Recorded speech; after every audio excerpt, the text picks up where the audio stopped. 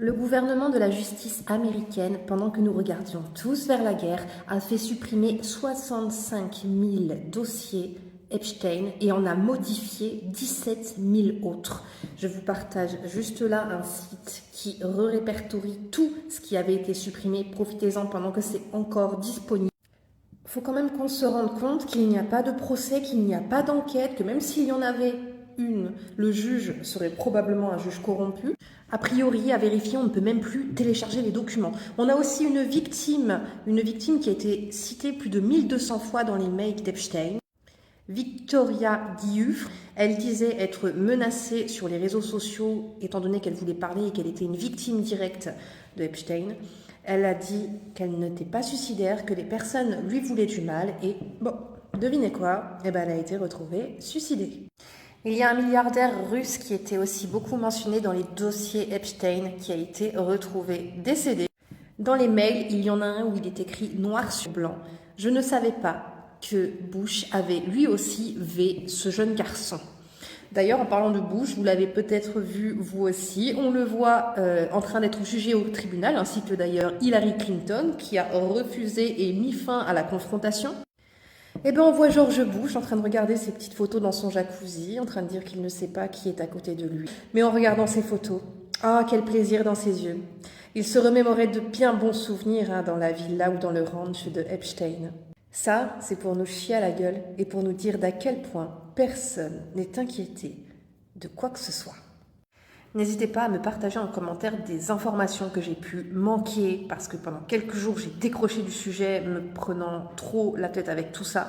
Mais n'hésitez pas à me partager des informations importantes sur tout ça. On est ensemble et il faut se partager l'information entre nous. Bonne journée. De toute façon, on sait très bien que la guerre, ça leur sert aussi à enlever les dossiers, tu sais. Le temps qu'on regarde ailleurs, ils s'occupent de ça, et puis il y en a aucun qui va assumer. Bien évidemment que si on leur demande, ils vont dire non, mais ils savent très bien ce qu'ils ont fait, ils savent très bien qui c'était, etc. Aux personnes qui vont tomber sur cette vidéo, je vous conseille de vous accrocher. Oui, car je ne sais pas si vous vous rappelez, en milieu d'année dernière, donc en milieu d'année 2025, nous avions déjà un Emmanuel Macron qui avait demandé aux hôpitaux de France qu'il fallait en fait qu'ils se préparent à recevoir en mars 2026 des milliers, voire des dizaines de milliers de blessés de guerre. Qui peut me rappeler, nous sommes à quelle date aujourd'hui? Nous sommes bien en mars 2026? Y a-t-il la guerre? Oui. Les choses peuvent déraper? Oui. Est-ce que Macron a parlé donc devant le monde entier avec son sous-marin nucléaire derrière lui en disant voilà, voilà ce qu'on a en termes de frappe nucléaire, etc. Est-ce que ça a été fait? Oui. Nous l'avons même vu donc escorté par 4 rafales donc quand il est venu justement faire ce discours de guerre à l'île Longue. Donc, en gros, les gens, ça pue, mais ça pue vraiment, vraiment fort. En mode, vraiment, je vois vraiment pas comment la situation peut se calmer. Au contraire, elle ne peut qu'évoluer et s'amplifier, d'accord? Puisqu'en plus, vous avez quand même la Chine et la Russie qui sont derrière l'Iran, donc on verra bien, bientôt d'ailleurs, leur réaction. Et en plus de ça, donc pour couronner le tout, pour ceux qui ont les références par rapport à la Bible, etc., tout ceci, tout ce qui est en train de se passer, même par rapport au Coran, et voilà, c'est vraiment d'ordre biblique. Voilà, c'est vraiment, on est sur la guerre des guerres. Donc voilà, tout ça pour vous dire que là, bon, on regarde les choses à la télé, mais je peux vous dire que ça va bientôt arriver sur notre sol, ça c'est sûr et certain, et il ne faut pas être voyant pour le penser. Voilà, sur ce, si vous avez envie de vous préparer à ce qui va en venir, allez-y. Ceux qui ne veulent pas se préparer, c'est pas grave. Et puis on verra bien, qui vivra verra. Quant à moi, je vous dis à bientôt dans une prochaine vidéo. Enfin, peut-être. On en avait déjà parlé un petit peu dans des vidéos avant je trouve en fait que c'est un ouf de dire ça, que peut-être qu'il inquiétait les gens, etc. Et je me disais pas forcément qu'on entrerait vraiment, vraiment en guerre, mais bon, là, c'est vrai que le chemin que c'est en train de prendre par rapport à ça, bah, c'est pas très, très, très joyeux en vrai. J'ai une question qui me taraude au sujet de ce personnage. Vous trouvez ça pas curieux qu'au moment où LFI demande une commission d'enquête sur l'affaire on est sur TokTok, on peut plus rien dire. Vous savez, cette histoire de jet privé, d'enfants, hein? T'as compris? l'île aux enfants. Et tout de suite, ça devient radioactif. On peut plus en parler. Et au moment où Jean-Luc Mélenchon et les filles demandent à ce qu'on ouvre une commission d'enquête à ce sujet, c'est quand même une demande institutionnelle, officielle. Les Français ont droit de savoir. D'ailleurs, c'est les seuls à avoir demandé cette enquête, parlementaire, pour juste comprendre ce qui se passe. Vu que l'autre, eux, avait un carnet d'adresses plus que fourni en France, en plus il vivait 6 mois dans l'année en France, il y a eu une perquisition en 2019. L'affaire a été étouffée, visiblement, on n'a pas eu de suite, parce que l'autre, celui qui avait une agence, on ne peut pas prononcer les noms, de mannequins, un certain Jean-Luc, le rabatteur, depuis qu'il est mort, l'affaire terminée. Alors qu'ils ont tout, Quand je dis perquisition, la police fait très bien son travail. Ils ont tout. Vidéos, messages, mails, des trucs bien salaces et l'affaire s'est terminée aussi sec. Au moment où l'autre, en prison, t'as compris, il se met une corde. Voilà. Et quand eux demandent une enquête, t'as déjà la présidente qui s'offusque. Oh non, mais quelle idée. Quand tu poses la question à Macron, mais non, mais ça concerne que les États-Unis. Qu'est-ce que vous nous racontez? Maintenant, on a une guéguerre là-bas pour faire diversion, mais on vous lâchera pas. On veut savoir. Donc au moment où ils font cette demande, t'as d'abord un silence gêné des médias, et ils ont trouvé la diversion parfaite avec l'histoire de Quentin.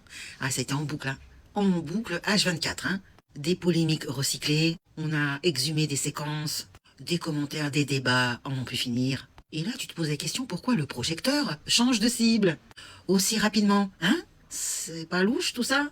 Moi, je pense que le dossier E est un dossier explosif et ça implique énormément de personnalités françaises, d'accord? Qui sont très protégées parce que tout le monde baigne là-dedans. Voilà par qui on est gouverné. Et on va se laisser gouverner par ces gens. Je reste poli, parce que là, il s'agit pas juste d'un fait divers d'un mec isolé, d'accord? C'est tentaculaire, c'est mondial. Vous avez 3 millions de fichiers et plus personne ne parle de cette histoire. Ah oui, ils ont mis un mouchoir dessus. Ils nous ont parlé d'eux pendant des jours et des jours. On parle quand même d'un réseau. C'est pas un délire, Ce sont des élites qui sont impliquées, les puissants du pays. Et puis vous avez des fréquentations internationales.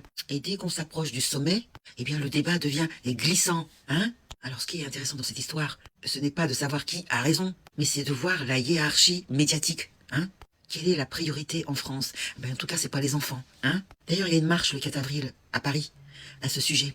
On nous a donné un os à ronger avec l'histoire de Jacques Lang, et puis ils pensent que c'est bon. C'est fini, non? En tout cas, on connaît bien la technique des médias. C'est une mécanique bien huilée. Ils l'ont fait pendant les Gilets jaunes, pendant la Coco, pendant l'Ukraine. Et ils n'ont fait que mentir. Parce que c'est des sujets très sensibles. Et comme ils sont à la botte du pouvoir, laisse tomber. On déplace le débat, On a mis le projecteur sur LFI. Parce que des gens savent ce qui s'est passé dans le dossier E. Ils savent qui se fréquentait à cette époque. Et surtout qui a fermé les yeux, volontairement. Et du coup, et les médias le savent parce qu'ils se fréquentent tous. C'est de l'entre-soi. Les journalistes, les têtes couronnées, les puissants, les politiciens, les financiers. Tout ça, c'est de l'entre-soi. Ils se voient, ils se fréquentent, et même t'as compris. Donc tout d'un coup, tout le monde devient très prudent. Ah oui, pourtant, une commission d'enquête, ça aurait été intéressant. Parce que, comme le mot l'indique, une enquête pour comprendre qui a fait quoi, qui a dit quoi, qui a fermé les yeux. On veut des noms. Non, ils refusent d'en parler. On change de sujet. Je suis très surprise de la réaction des politiciens autour de cette affaire. Je rappelle que ce sont qu'eux qui ont demandé une enquête. Donc t'as compris de quoi je parle. Le dossier E, c'est devenu une version Voldemort. On peut plus prononcer ni les noms, ni les mots, ni rien à ce sujet. Sinon l'algorithme, il fait une syncope. On peut plus parler de ce type, celui qui avait un carnet d'adresses XXL. Moi, j'aimerais bien savoir qui sont ces gens. J'aurais bien voulu qu'on fasse une enquête. Et vous? Ça vous intéresse? Allez, à bientôt les amis. De toute façon, j'ai envie de dire, c'est normal qu'ils n'ont pas envie que ça sorte, ce dossier, parce que ils sont tous baignés dedans, donc si ça sort, ça les fait tous tomber d'un coup. Et vu ce qui se passe, ils ont pas envie, parce qu'eux, ils aimeraient garder le contrôle avec, comment ça s'appelle déjà, avec chat control, l'identité numérique, tout ça. Mais si ça sort leur nom dans tout ce qui est dossier Epstein, c'est fini tout ça pour eux. Et eux, ils ont pas envie.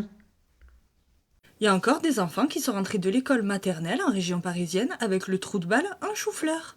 Il y a eu une grosse vague de plaintes de signalements en région parisienne et les écoles ne font rien. Alors partage cette vidéo. Les parents ne font plus du tout confiance aux écoles. Alors l'État a décidé de faire quelque chose. Ils ont fouillé dans les dossiers des gens qui travaillaient avec les enfants. Et en octobre 2025, ils ont trouvé plus de 1700 prédateurs travaillant avec les enfants.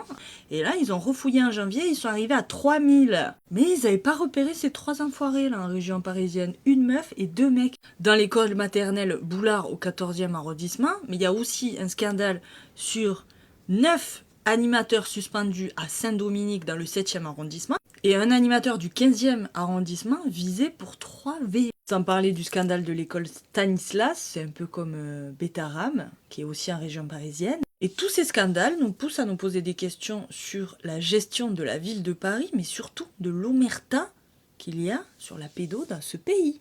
Pourquoi, avant d'embaucher des mecs qui travaillent à les enfants, ils vérifient pas leur passé judiciaire? Ça devrait être une règle d'or. Moi j'ai la réponse, hein. Et toi, t'en penses quoi? Que c'est ce que j'allais dire, je me demande et je comprends pas comment ça se fait qu'ils regardent pas d'abord les dossiers des gens quand ils vont travailler avec les enfants. Parce que là, c'est pas n'importe quoi quand même. C'est genre travailler avec des enfants, ils mettent des pédos avec des enfants. Pour moi, ça peut être que délibéré. Donc les gens qui laissent faire ça, ils valent pas mieux en vrai. Je vais vous poser une question. Le goût de l'être humain, il a quel goût au juste? L'être humain, ça a un bon goût en vrai. Comme vous l'avez remarqué, ici c'est la France. Et dans cette France, on y retrouve tous les KFC, tous les McDo et tous les Burger King. Voilà. Donc tout ça, c'est un mélange des trois. Et pour la petite statistique, 11 000 vaches, bœufs mélangés sont consommés en France par jour. 11 000. Retenez bien ça. Mais c'est assez bizarre quand on sait que chaque enseigne ici présente en France vend en moyenne 2 millions de burgers par jour. Chaque enseigne. Donc ma question est la suivante. Y trouve-vous toute cette viande? Faut me dire. Où trouve-t-il toute cette viande? Je vais reposer la question du début. L'être humain, ça a quel goût, les frères? Maintenant, prenez-moi pour un fou. J'ai juré qu'on a déjà tous mangé de l'être humain ici. C'est bon ou pas? Les personnes matures, sensées, raisonnées et intelligentes, on se comprend. Si vous voulez pas accepter, c'est pas mon problème. Et les gens comme moi, ils ont pas attendu cette histoire de Epstein pour savoir ça, là. Voilà, j'ai dit ce que j'avais à dire. Bisous. Après, c'est vrai qu'il y a quand même de grandes chances qu'on ait déjà passé par là, parce que vu tout ce qu'ils mettent comme cochonnerie dedans, comment ils font, etc., et puis même leur délire du dossier Epstein, tout ça, franchement, ça serait vraiment pas surprenant. Mais franchement, c'est dégueulasse. Cette boîte vaut 3,5 milliards de dollars, mais elle a un problème. Elle n'a pas encore de produit. Voilà, je vous présente le projet AMI qui cherche à rendre le monde physique accessible aux IA. Je sais, ça fait flipper. On va en parler. Oh que oui, on va en parler. Derrière, on retrouve Yann Lequin, un des pionniers de l'intelligence artificielle, prix Turing, l'équivalent du Nobel en informatique. Et pendant 12 ans, il dirigeait la recherche IA chez Meta. Et il a tout plaqué pour monter sa boîte à Paris. Fort. Parce que selon lui, les IA actuelles, ChatGPT, Gemini ou encore Mistral, ce sont des perroquets statistiques. Donc en clair, elles parlent très bien, mais elles comprennent rien.